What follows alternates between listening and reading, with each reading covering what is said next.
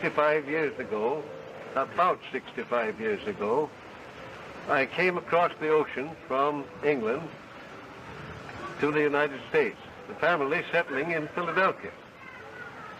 I there attended the public schools and the Boys Central High School eventually, but there was an interval between my attendance of one of the schools. It was not a direct succession. I was forced out of school at 11 to stay out 2 years because the entrance age of the Boys Central High School was 13, and I was only 11.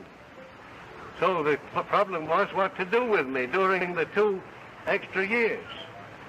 Well, some of them said, some of the advisors said, keep him away from books and let him develop physically. I said, if you do that, you might as well kill me now, because I've got to have my book. So they modified the decision into saying, well, you can have them, all right. So I got hold of a book which was called The Magician's Own Book, a book telling of puzzles and tricks and all kinds of little things, chemistry experiments, electrical experiments.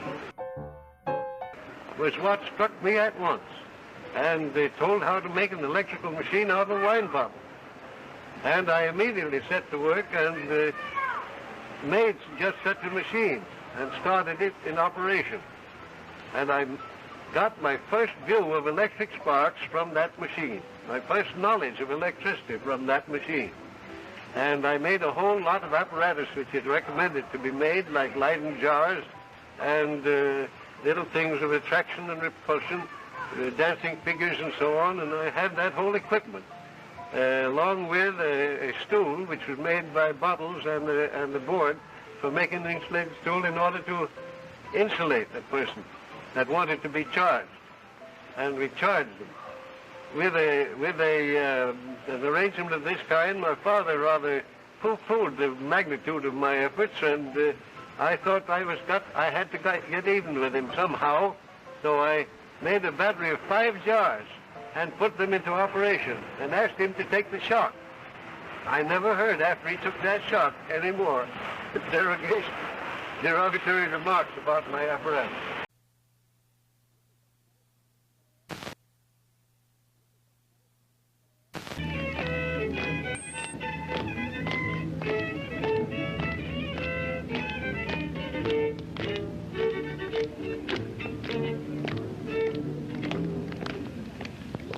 I did.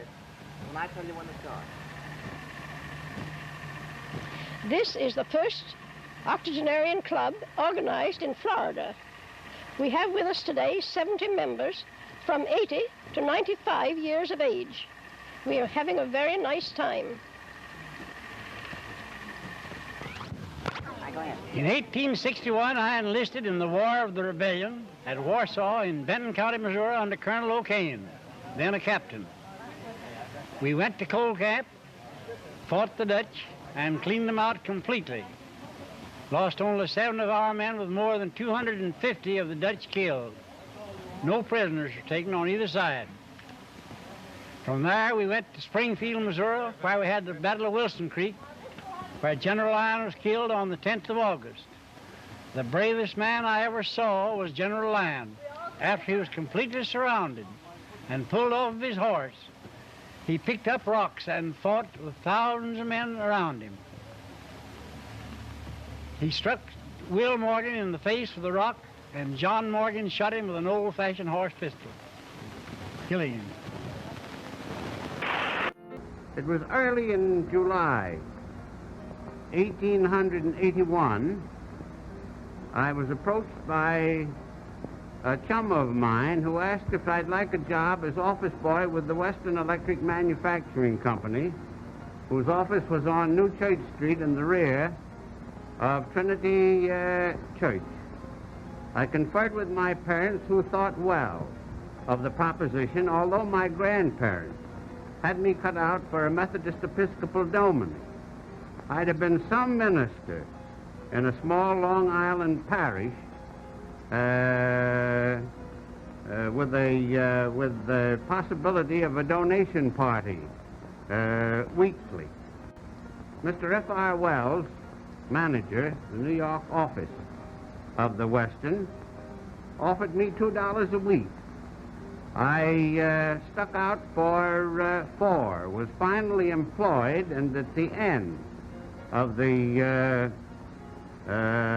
first week, received a $5 gold piece in my envelope. I must have performed better than I thought. My jobs were numerous up to the time I was elected a director and vice president in charge of purchases and traffic, and later president and chairman of the Graybar Electric Company. I retired on the 4th of October last under the old age pension scheme. I look upon my association with the telephone pioneers of America with the utmost gratification, which is something I would have you all know. And I've had a wonderful time in the last 50 years, but there's still life in the old man yet. Good off at the ripe age of 102, you must have had some interesting experiences. Tell us one of them when you were a little girl. Yes. Well, when I was a little girl in slave days, I always had something to do every day. Every day. I didn't have time to play very much at all. I myself was in the house for most of the time. And days like this, while we were outdoors, pulling up weeds, or picking up feathers where the chickens was all make them through the yard, or every day. And in cloudy days, while we were in the house, we had a big pan of sand, silver sand in an old slipper, scrubbing up the floor in the big dining room where they ate the meal. Mr. Haney, where did you live as a slave? I was a slave all my life. Where did you live? I told you where I lived, but in Washington. Where did you live before Washington? I told you.